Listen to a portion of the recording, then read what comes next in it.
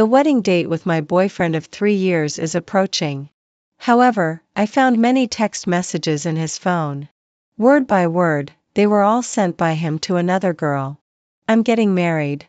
Regret it? I'm happier than you. Until the night before our engagement, he finally sent her 4 text messages. Fine, you really have guts. Don't be stubborn with me, okay? The wedding date is set, and the wedding dress is ordered. As long as you come back, you can be the bride. On the day Wendy returned to China, it was my birthday. A group of people were celebrating my birthday and giving birthday wishes when she pushed the door and entered. The woman was wearing a lamb wool coat and had long, curly hair. She walked up to us in 2 or 3 steps in high heels, raised her hand and directly splashed the water from the teapot in front of her on my face. After splashing, she folded her arms and smiled. She said to the man sitting beside me, "This is the kind of person you're dating? Such bad taste." The box was silent. The originally lively sounds disappeared completely. She raised her face and smiled arrogantly, as if she was certain that the man beside me would spoil her as he used to. After a long silence, as if a lifetime had passed, Ryan took a few napkins and wiped the tea stains on my cheek gently. He held my face, his gaze serious and gentle, as if only I could fit in his eyes. Really? I think I have good taste. Miss Wendy, next week is my wedding with Annie. I hope you can attend. As if unable to believe these were words that could come out of his mouth, the woman took a step back and left in a huff by slamming the door. But after she left, no one in the hall dared to make a sound. Ryan lowered his eyes and still gently wiped the tea leaves on my face clean. But while wiping, he raised his hand and suddenly smashed the priceless teacup on the table, accompanied by a loud cracking sound. He still smiled brightly, looking around at everyone present, including me. With slightly raised thin lips, he said softly, "All of you, get out, okay?" If time went back 4 years, everyone would think that the person Ryan was going to marry was Wendy.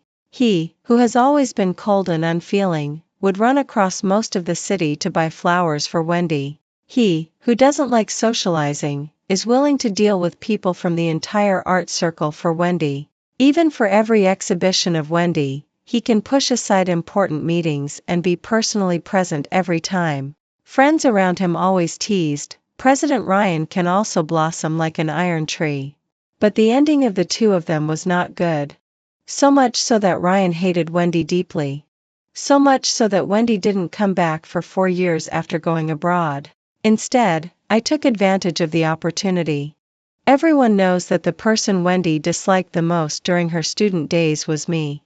I still remember that night when one of his friends was drunk and pointed at me and said, "He wants to marry me purely to anger Wendy." It has cooled down these days, and Ryan comes back later and later. But I can't ask him for anything in any way, even though we are about to get married. Ryan repaid my loan. Ryan paid my tuition. My life was saved by Ryan. So I don't even have the right to resist even a little bit. When I was staring at the food on the table and considering whether to heat it up in the microwave again, Ryan came back. He casually hung his suit on the clothes hanger at the door. He leaned down a little and smiled at me. "Help me take off my tie, wife." His tone was both flirtatious and natural, as if the person who was furious because of Wendy's appearance yesterday wasn't him. As if the person who chuckled and told me to get out wasn't him either. I walked up to him and looked up to study the structure of his tie. I knew he was looking down at me, and his gaze was as dazzling as the light, until he raised his hand and caught my wrist. He whispered in my ear, "Stupid. After becoming an adult, I have only done such things with Ryan. He is always unhurried." This time, however, he stopped when he touched the scar on my back. Both he and I know very well how this scar came about. It was Wendy who cut it with a utility knife, one stroke at a time. When I was in school, I had a friend who was envied by everyone. That was Ryan. Perhaps at that time, the concept of class divided us. As a poor student like me, there is a world of difference between Ryan and Wendy's circle and me. They are a group of people that even teachers can't control. Fighting and brawling are always covered by someone. Every day, a group of people rush to curry favor with them. It is under such circumstances. Ryan is very close to me, who can't even afford the steamed buns in the school cafeteria for 3 meals.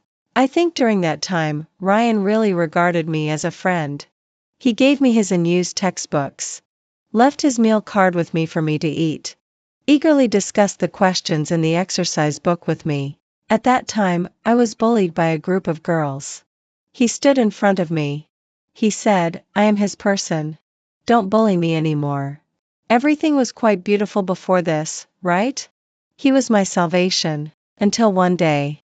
He told me that he had a girl he liked. It was Wendy. It was the girl who bullied me at the beginning. She is quite charming. She is stubborn enough. I like it. This is his evaluation of Wendy. Until that moment, I realized that he had never regarded me as a person either. That night he took me to drink. Wendy called a group of people and trapped me in the bathroom. Using a utility knife, she carved on my back again and again. I still remember her face, delicate and perfect, like a ghost from hell. She said that she hated people like me who bully others relying on powerful connections the most. Have you taken your medicine on time? I think your mental state is much better than before. In the hospital on Wednesday, the sun shines through that thin window and falls on the old desktop in the consulting room. The doctor looks at me through his glasses. "Miss Annie, you are going to get married, right? Don't you plan to let your husband know that you have such a condition?" On the case report placed on the desktop are the words that I am suffering from depression. Severe depression seems to have been with me since junior high school. My dad said I was being melodramatic and just wasting the family's money. It was mild at that time, but for some reason these years, it has become more and more serious. I can't sleep all night. Loss of appetite. Whenever I see sharp things, I always want to bump into them. I have never felt emotions like happiness and joy. Generally speaking, the company and encouragement of a partner can alleviate the symptoms. So I still suggest you tell your husband. Under the table, my hand gradually tightens my case report. Tell Ryan? What expression will he have when he knows?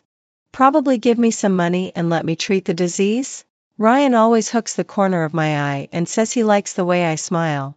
So I disguise myself in front of him with a smile. He probably doesn't want to know. In fact, I am just a dejected ghost. I folded the case report, put it in my bag and then went home. Ryan won't come back so early, so I have plenty of time to cook. I have hidden the fact that I have depression very well. In fact, sometimes I think it's not that I hide it well. But Ryan has never really looked at me seriously. To be fair, he is very kind to me. But many things are just superficial.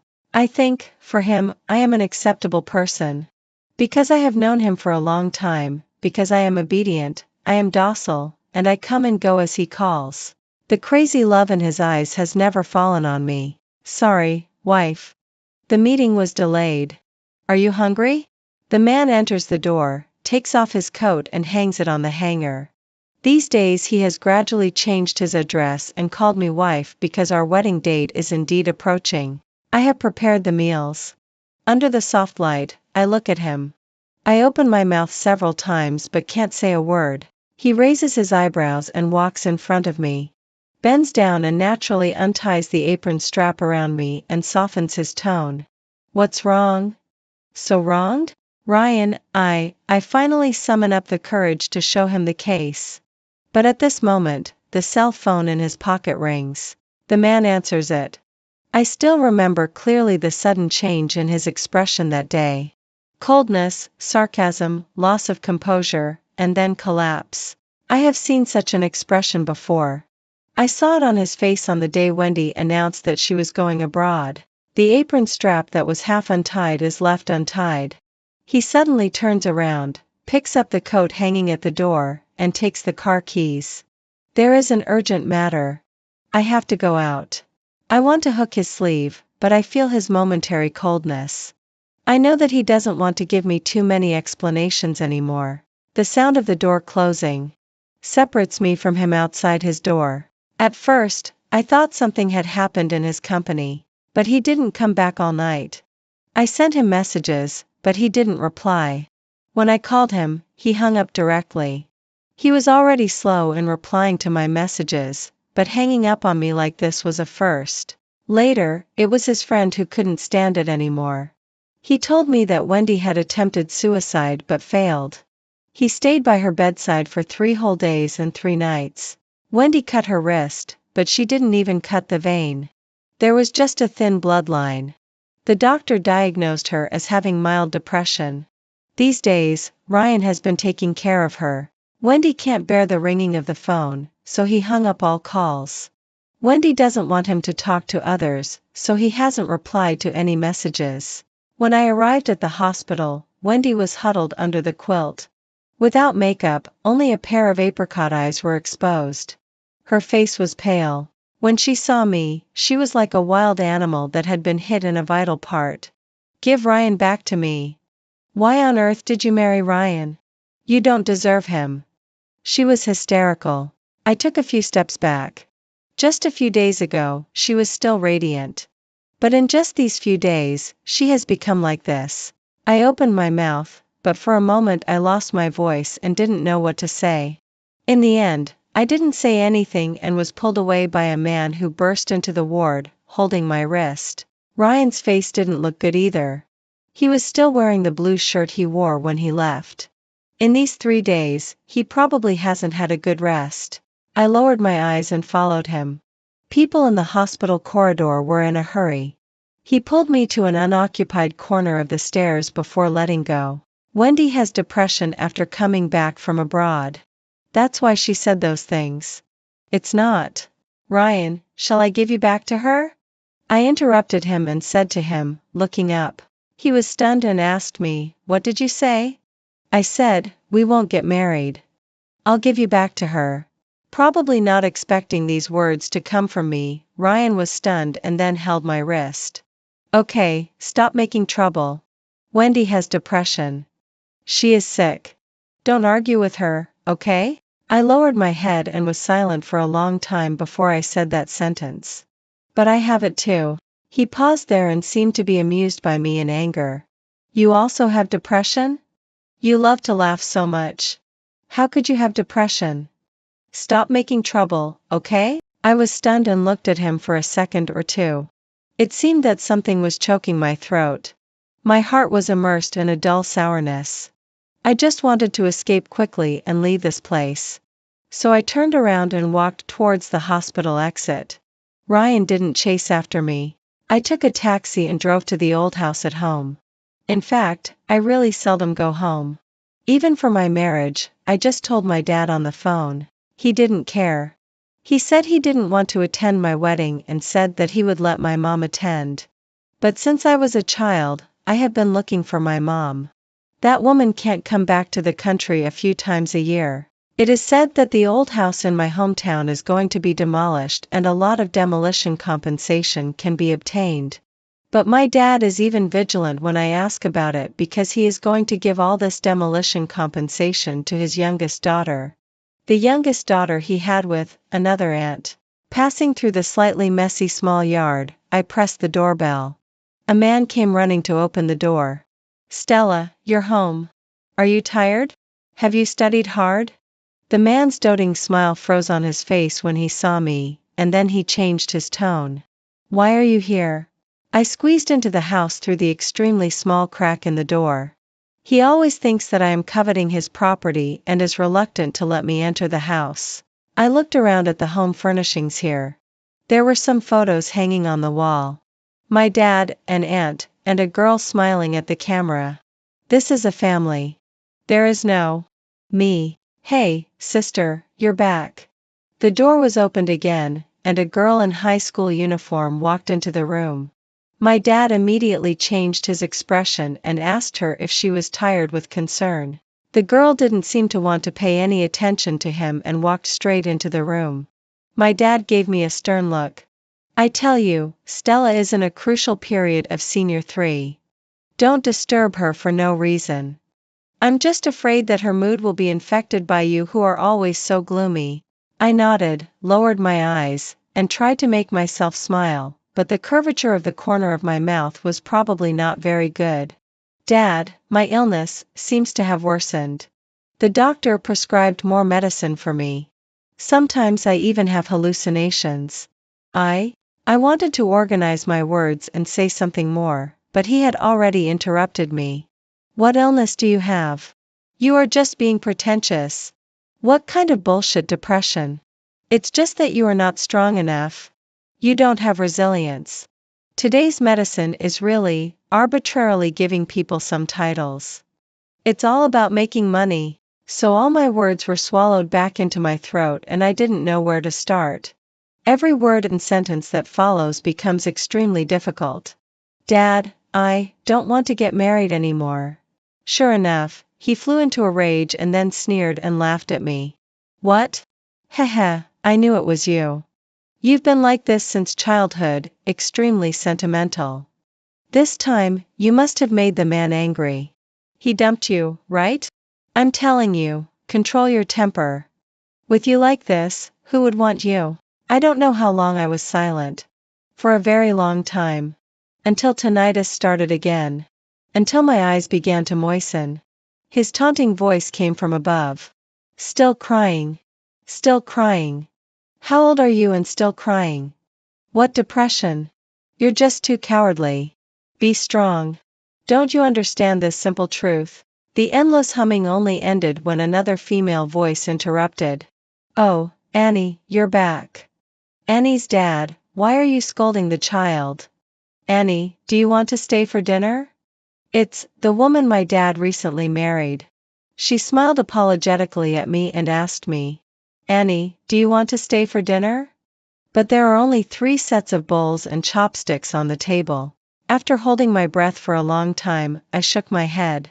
Stepping out of the house and into the night. It seems that starting from these few days, the temperature drops particularly severely at night. I wrapped my clothes tighter and stared at the flowing traffic. It seemed that in an instant, that string of silver lines converged into a wild beast and pounced on me. I know. It's always like this. I start having auditory hallucinations again. I hear my dad say, you're just not strong enough. I hear my former classmates say, she's just too cowardly. If it were me, I would have resisted long ago. I hear Ryan say, you love to smile so much. How could you have depression? A black Maybach stops in front of me. The man rolls down the car window. Leaning on the steering wheel, his deep eyes look at me. Why are you crying? Come home with me, huh? After a long while, I realize that this is not an illusion. It's Ryan. He really appears in front of me. I don't understand how he found me. I thought he was still with Wendy. He can't leave Wendy alone. In the night, his eyes are like a dark pool that pulls people in deeply. As if telling me that he is determined to have me. I can never escape. But, what choice do I have? I look back at the warm light shining from the building behind me. Dad tells me that I'm too sentimental and too willful. So, is it enough to just smile? Is it enough to just obey? Will that make me happy? I opened the car door and got in. The man leaned over and rubbed my head. Planted a kiss at the corner of my lips. Don't pretend to have depression anymore, huh? Next time, I won't have the patience to coax you. Ryan seems to be even nicer to me. He is so good to me that it even makes me a little unaccustomed. Before, all the matters of the wedding were handled by his subordinates. He didn't care about such things at all. But today, he wants to take me to choose a wedding dress. In the magnificent store, the layers of hanging wedding dresses are dazzling. Ryan sat on the sofa and casually chose several styles of wedding dresses. The prices I glimpsed could buy one of my dad's cars. With the help of the clerk, I put on a wedding dress, walked through the long corridor, and came in front of the man. He leaned against the black sofa and looked at me with narrowed eyes. Do you like it? The man stepped forward, put his arm around my waist, and stared at the 2 of us in the mirror with me.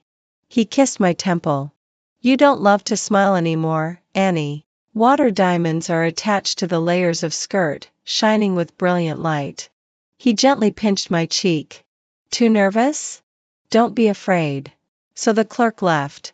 For the remaining sets of wedding dresses, he helped me change into them. The man held me, resting his chin on my neck. Leaning over, he brushed aside the strands of hair by my ear. "Which one do you like?" I stood there in a daze, still not coming to my senses. Then he gently rubbed my head. "Forget it, take them all." Later, he took me to the amusement park again. It seemed that he wanted to make up for all our regrets in these few days. In high school, there was indeed a spring outing to the amusement park. But I had never been on these amusement facilities. At that time, I just watched those people from afar, looking at his figure chatting and laughing with Wendy. This time, he held me in his arms. The carousel gently swayed, bringing a drifting scenery.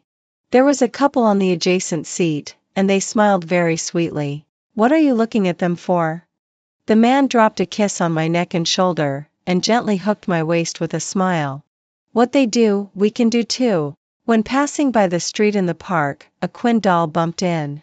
After he gestured to us for a long time, I finally understood. We could take a photo with us and give us a balloon. In fact, neither Ryan nor I are the kind of people who will participate in social activities. But that day, for some reason, we were instigated by the Quinn doll to be together. Staring at the camera a little awkwardly. My eyes were flustered, but Ryan rarely showed a smile. The photographer took several pictures. I added the Quinn dolls. The photographer said that he would send us the developed photos later. Later, we went to take the Ferris wheel. When getting on the Ferris wheel, in fact, the sky had already turned cloudy. So when we reached the top, we didn't see a very good view. At that moment, I began to want to cry again. Who wants to be dejected all day? Who wants to be bullied until they can't lift their heads and still not fight back? However, I really have no way. Whenever I want to be positive, pain and disappointment will find me. I seem to have been walking in darkness all the time. Even the tenderness that Ryan bestowed on me like alms. I still think that it is the only light I can touch. We didn't go home until very late. So when my stomach growled, the man beside me chuckled a few times. He hooked my hair behind my ear and asked me, "What do you want to eat? I'll make it for you." This surprised me a bit. After all, young Master Ryan never touches the spring water with his 10 fingers. Perhaps it was because I stared for too long. He raised his eyebrows. "Don't believe me?" Waved at me. "Come, help me wash the scallions." What he meant by making it for me was just a bowl of noodles and an egg. But even so, he was extremely unfamiliar with it. At first glance, he had never been in the kitchen a few times. He didn't even know whether to add cold water first or later. I sighed, skillfully added seasonings, and then stirred the noodles. Rescued the egg that was almost fried into charcoal. He helplessly leaned on the countertop and smiled at me.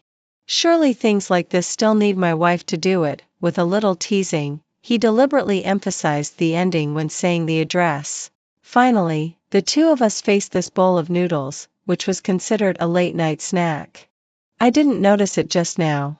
Looking out of the window at this moment, the pouring rain had become more and more intense. The warm lamp in the living room swayed, giving the noodles that didn't look very good a layer of vivid scenery. We fell into such silence again. The rustling sound of rain was like the noise of all things outside the window. I admit that when I think of that night later, I still think that everything before that second had shaken me. However, there is no if in life. The doorbell rang abruptly, waking both of us up. Urgent and intense, accompanied by knocking on the door. Ryan frowned after a second or two and got up to open the door. What came into view was the howling wind and rain. And a woman soaked through. "It's so late. What are you making a fuss about?"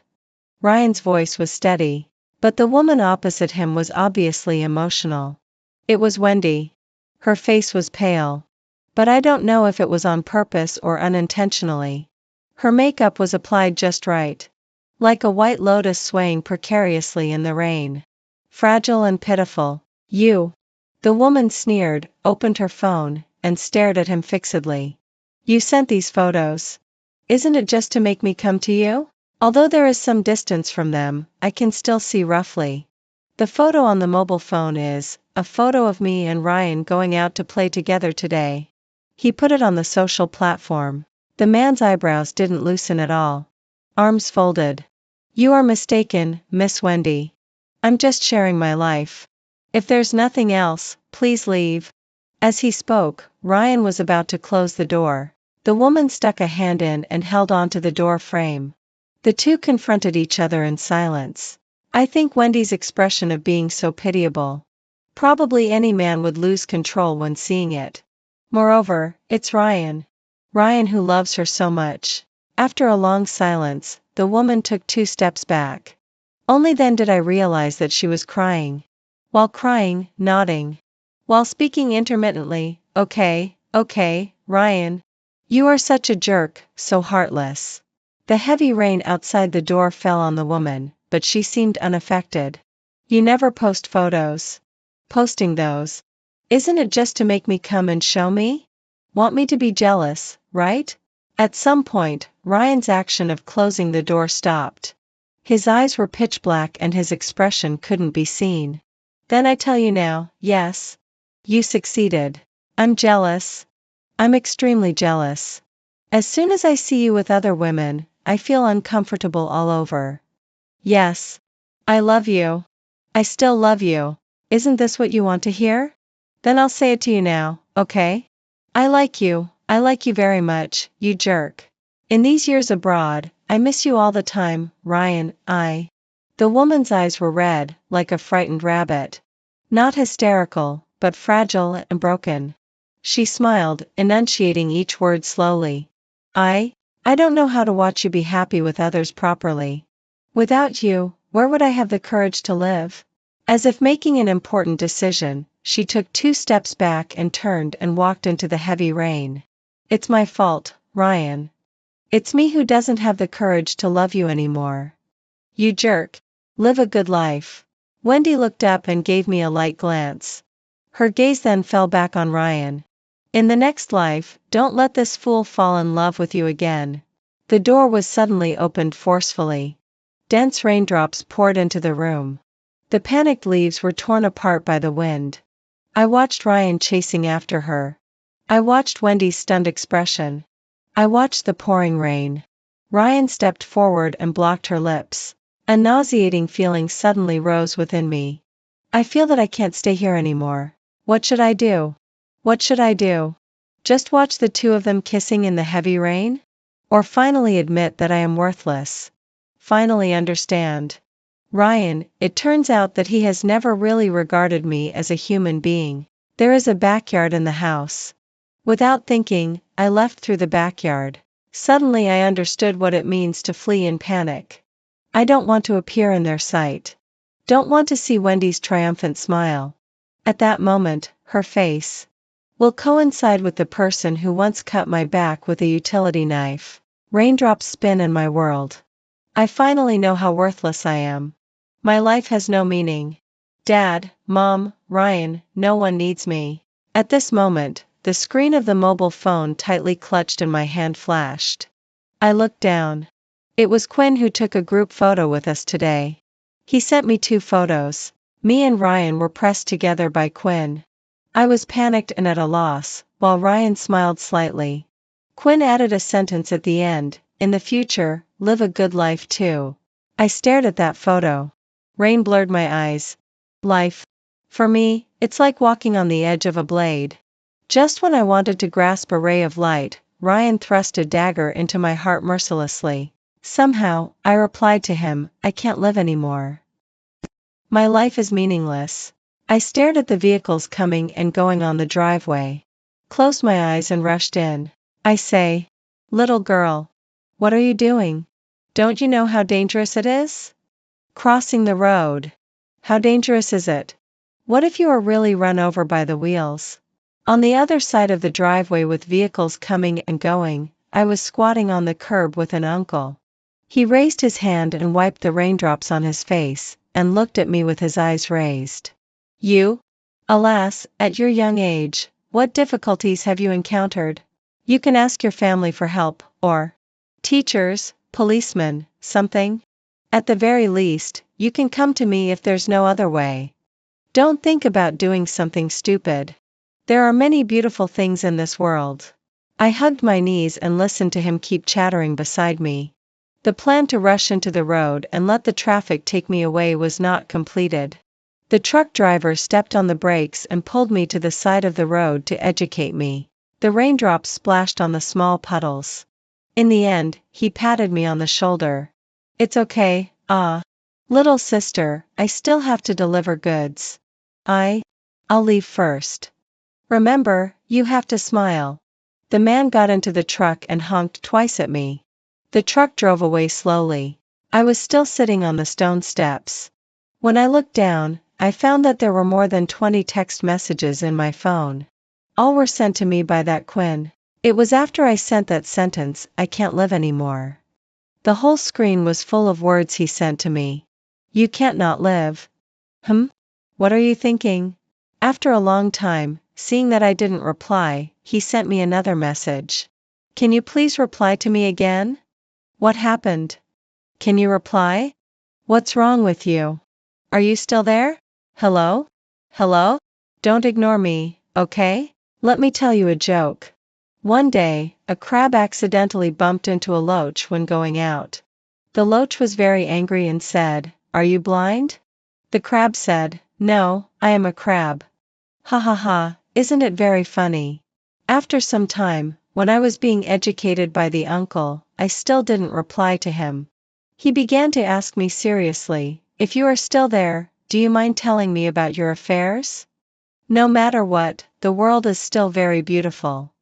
I don't know what to say, but I am still waiting for you. The rain seemed to be getting lighter. I stood by the side of the road and finished reading his text messages. Obviously we didn't know each other at all, but he was willing to send me so many words. Perhaps, it's precisely because we don't know each other. I edited the message and sent it to him. I am too cowardly. And no one likes me. I don't deserve to live. Really, I don't deserve it. He replied to me almost instantly. Who said that? I like you. This is almost a random comforting lie. He then sent me a message. Besides, you still have your parents. Your parents also like you OVO. I replied to him. My mother went abroad when I was in elementary school. My father married an aunt back when I was in junior high school. After they had a daughter, my father often beat me. After these few sentences were sent, there was a long silence on the other side. Then, I saw him send me another message. I promise I will like you no matter what. If I lie, let me be struck by lightning. It feels like a very childish sentence. But as I looked at it, my eyes still became sour. I replied thank you to him. I stood up and staggered to find my destination. Suddenly, I realized one thing. Somehow, I couldn't speak to people anymore.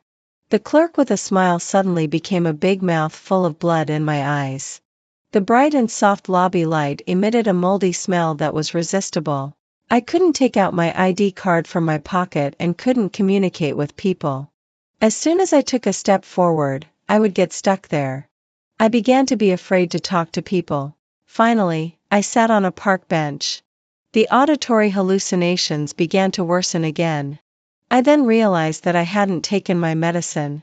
But I didn't want to go back. I covered my head and endured the unbearable darkness of the night. I was like being roasted on a fire. Being tortured. Until the sun rises on a new day. Dawn breaks the early dawn. I know another day has passed. That's all. There is not much battery left on my phone.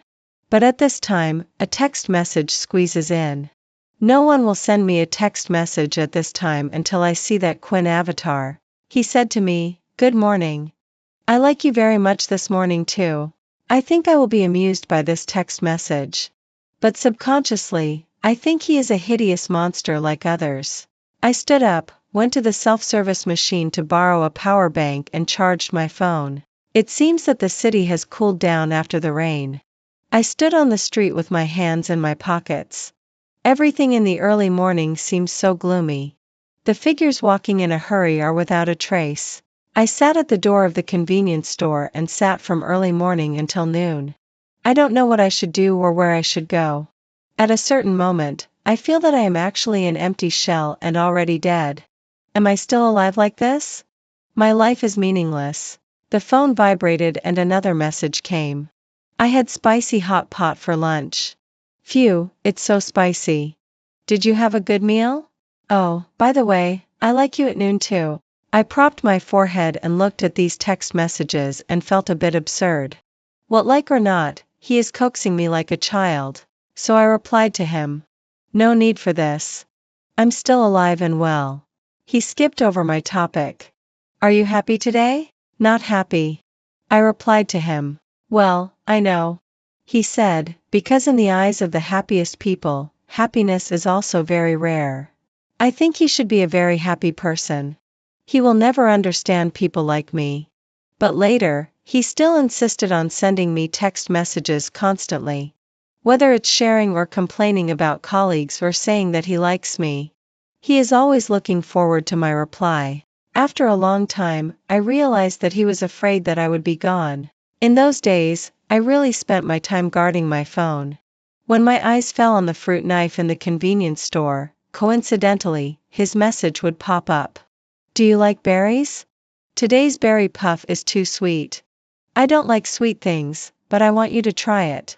Because they say people who eat sweet things can be happy. When I walked by the lake and stared at the gurgling lake water, his photo would be sent. This barrier has been broken by naughty children. Will you not want the love of a bear with a missing ear?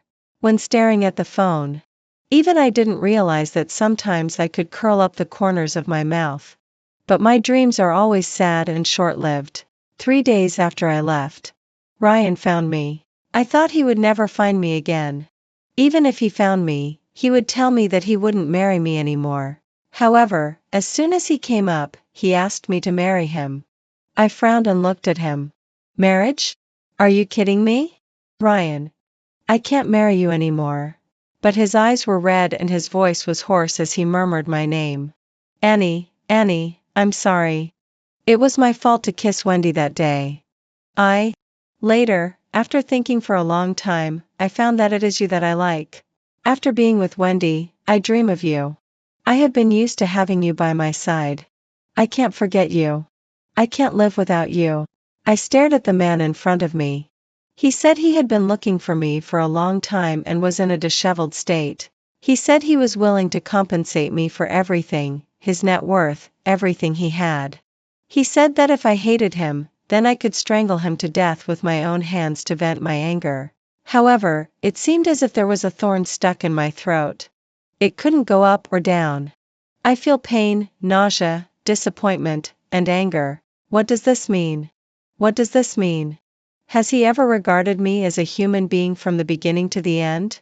What am I? What are those knives stuck in my heart? That day, even I didn't expect it. I would raise my hand and slap him. The man endured it solidly without making a sound. His face turned to the other side and his expression couldn't be seen, but his voice was hoarse. Does it vent your anger? I shook my head and looked at him. I found that I was shaking. I was afraid. I was so afraid. I don't know why I'm so afraid. Why am I afraid even though it's not my fault? I just want to run quickly. I want to escape again. It's as if there are fierce beasts chasing me. I didn't look back and kept running backward. In my phone, there is a text message sent a minute ago. I said that there is a person I am very afraid of who has found me. He replied to me. Let's run away together. To the end of the world. I heard someone calling my name from behind. In Ryan's voice, there is an unprecedented panic and loss. He told me not to leave. He said I can't escape. But I didn't look back. Not at all. My meeting with Quinn is probably like meeting an online friend in person. When I saw her for the first time, she was inside a Quinn doll, so I always called her Quinn. She said she was waiting for me at the airport. In fact, when I went there, I had already made up my mind to run away. Because maybe it's okay on the phone. In reality, I am really too afraid to interact with people. Strangers, the opposite sex. Just these 2 words make my scalp tingle. But I don't want to go back to Ryan. I know that Ryan will find me soon. When I arrived at the airport, it seemed that there were people following me. I wandered aimlessly in the crowd, trying to shake off the people chasing me. Just when I was at a loss, suddenly a jade white hand reached out, pulled me to his side. It's okay. Don't be afraid. Let me take you away, okay? Gentle. A melodious voice. For a moment, I didn't react. Blinked once, then blinked again. Confirmed. In front of me is a girl with medium short hair, half a head taller than me. The person who was once inside the Quinn doll and has been comforting me on the internet, is a girl. Let's go this way. I'm familiar with this place. The girl held my wrist and led me through the crowd. She was wearing a baseball uniform and had a very cool outfit. She was really familiar with this place. She changed the flight and then took me away on another flight. So, when we were sitting on the plane, for a long time, I didn't react. As if to ease the slightly awkward atmosphere between us. She propped her chin and asked me, "Can you give me your phone?" I handed her my phone. Seeing me being so straightforward, instead, she laughed first. "Aren't you afraid that I will kidnap you?" I leaned against the back of the chair and said softly, "I have nothing left to lose." I always say some dispirited words uncontrollably. I thought she would be annoyed. But when she smiled, her eyelashes curved. "Ah, then just right. I have a lot of things that I can lose. I can share some with you. This season is just the peak tourist season for the Zhangqi Snow Mountain. There are quite a few people coming." I looked up and exhaled a white breath. Tightened my clothes. The clothes don't fit because this is Quinn's. Oh, by the way, her name is Quinn. I didn't bring enough clothes, so I can only wear hers first. She can ski, but I can't. She said that she will teach me first. But my mind can't keep up. When sliding down from above, I pulled her over. She just laughed, very happily, in the vast expanse of snow. "Annie, you can't even ski steadily yourself, but you still want to protect me?" I looked at her and said slowly, "You are nice to me, so I should also be nice to you." Haha, stupid. She looked up and simply looked at the blue sky. "Quinn, do you also think that I am very useless?" I turned my head and asked her. She stood up, took a few steps to stand in front of me, bent down and pinched my cheek. "How can you be useless? You are useful. You are the most useful in the world, you know?" My hair was tousled by her. "Don't think about those unnecessary things. Little stupid." There is a very popular scenic spot in Zhangqi Snow Mountain, which is the mountain post office. You can write a wish letter here and send it to yourself 10 years later. It is said that wishes will come true. Both Quinn and I wrote one. Actually, I don't believe in these things, but Quinn made me write.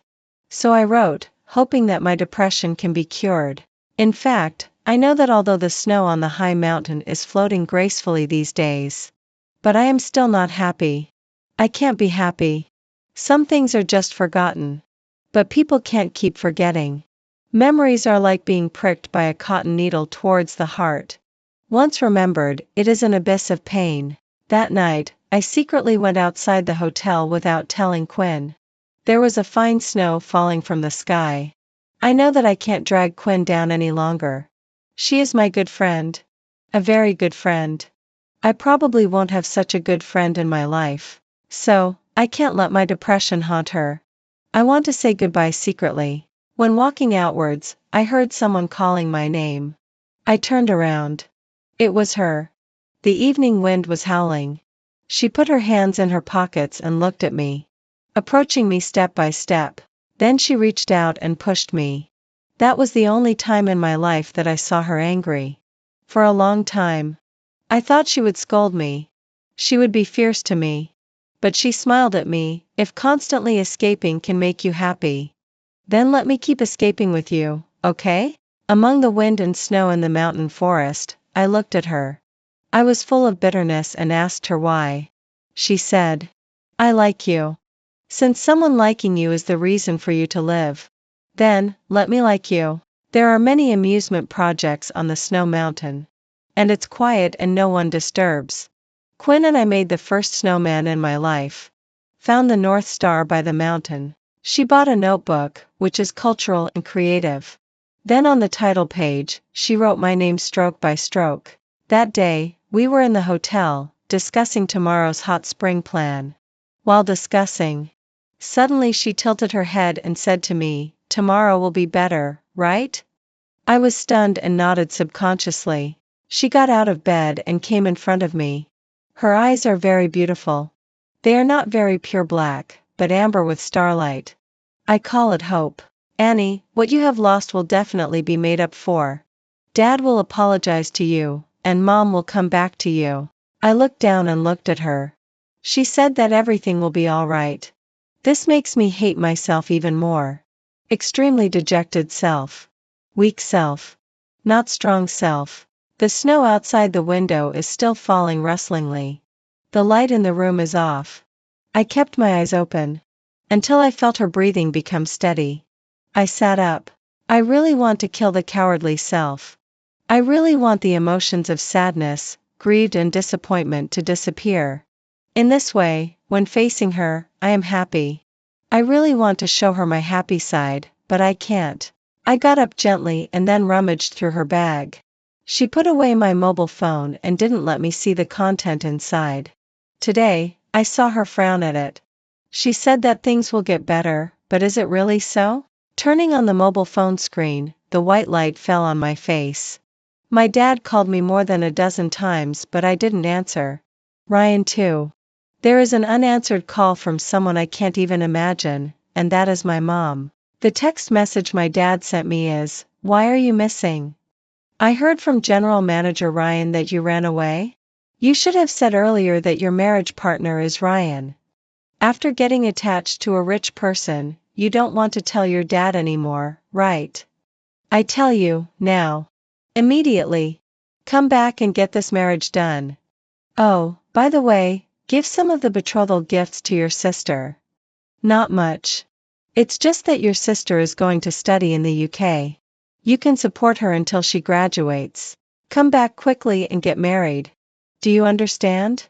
Don't be naughty. There is another text message and multimedia message from a strange number sent by a woman. "Do you think you can take Ryan away from me?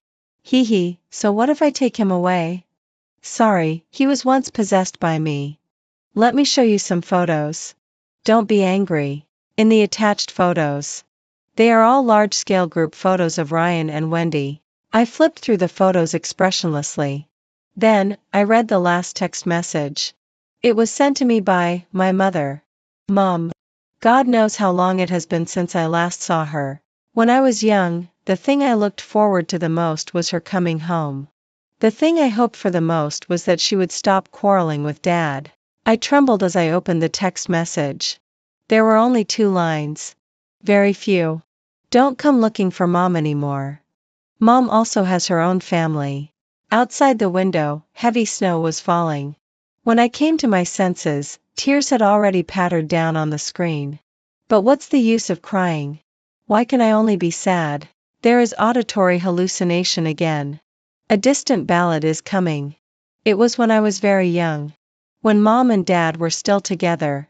They sang lullabies to me. Dad put me on his shoulder. Ran around in the small house and asked me if I was happy sitting on the small plane. Mom was smiling by the side and gently touched my head. At that time, it turns out that I was also their treasure. Today's snow is really falling so heavily. In the afternoon, there was a weather forecast saying that there is a risk of avalanche in the mountains. So the hotel had told us in advance not to go up the mountain. Quinn was still fast asleep. She didn't sleep well and kicked off the quilt, with her feet exposed. I looked at her with a wry smile and tucked the quilt in for her. Then I opened my own phone again and transferred all my money to her. Finally, I looked at her with downcast eyes. "Sorry, Quinn.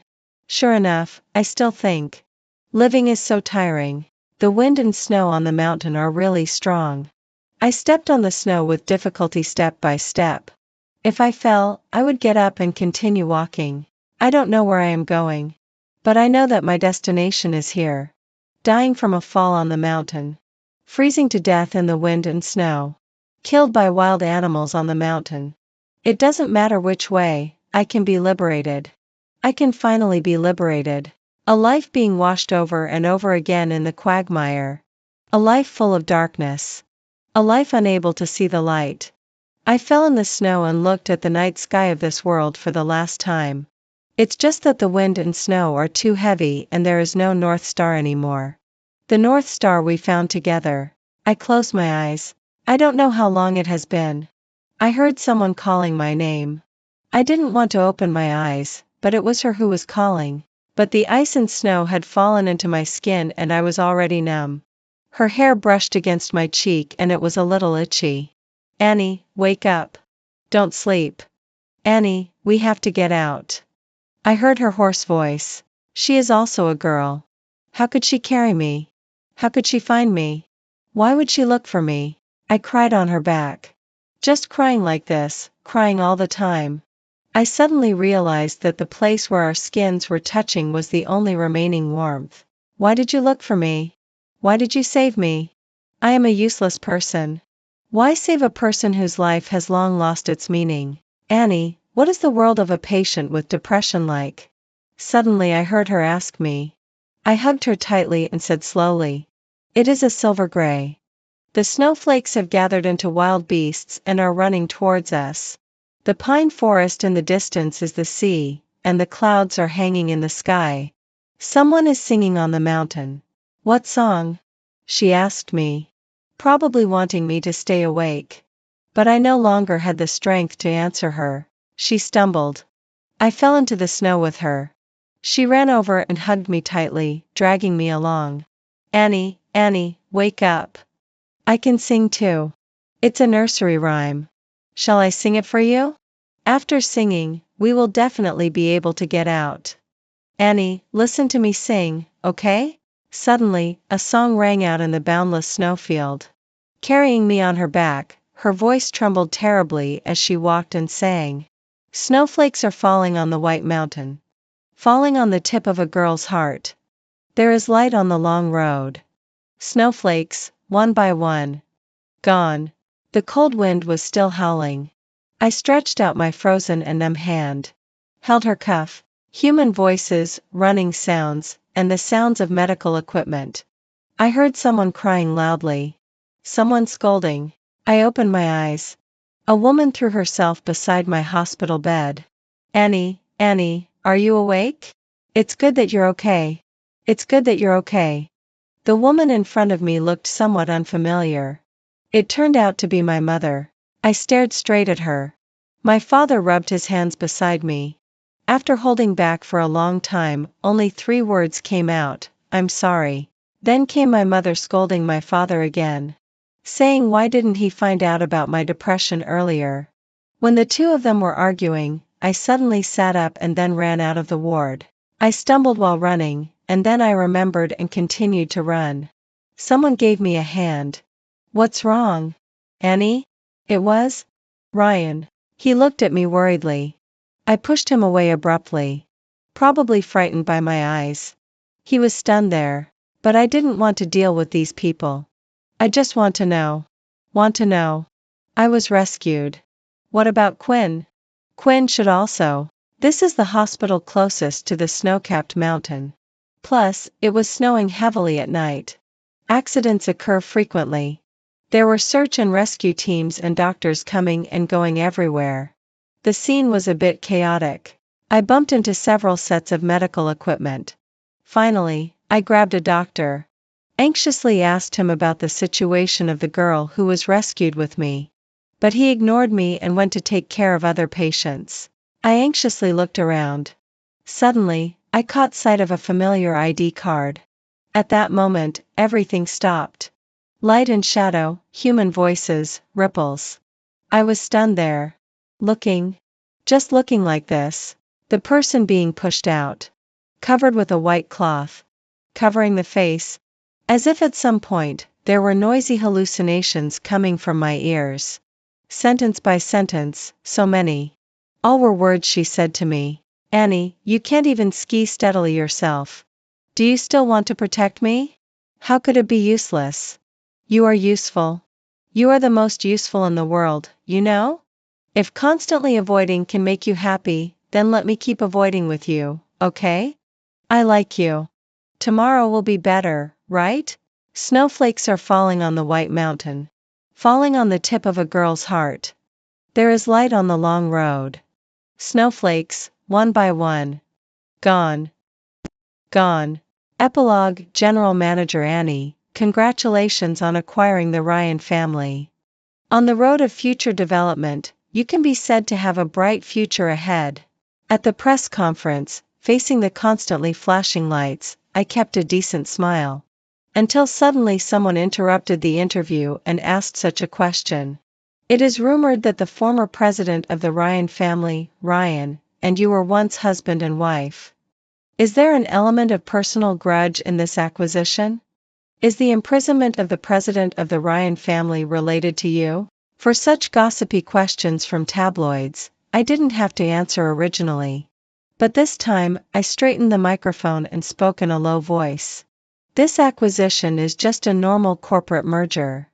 As for Mr. Ryan's imprisonment, I can only say that it is entirely due to his improper fund management and illegal activities.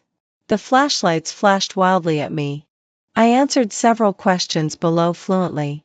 After the press conference ended, I finally had time to take a sip of water. The secretary whispered beside me. These reporters, they take you for who knows what. I smiled. No matter who they take me for, I have reached this position now. By the way, where is Wendy? The secretary nodded and continued to report to me.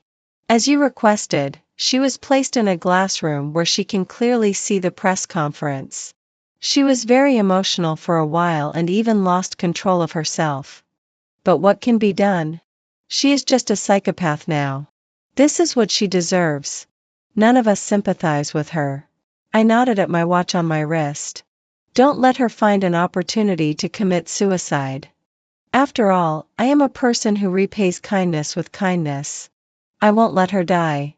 She must live well and live to see me reach the peak. The secretary accompanied me out of the hall. As if remembering something, she continued, "Oh, right. Do we still donate to the Hope Primary School? In the name of Miss Quinn?" When I heard this name, there is still an inevitable tenderness in my eyes. I nodded and told the driver that before returning to the company, I want to go back to my hometown. My hometown is the property of my father. He passed away several years ago. For the remaining property, his daughter didn't dare to compete with me at all. I idly propped my chin and looked at the scenery outside the window.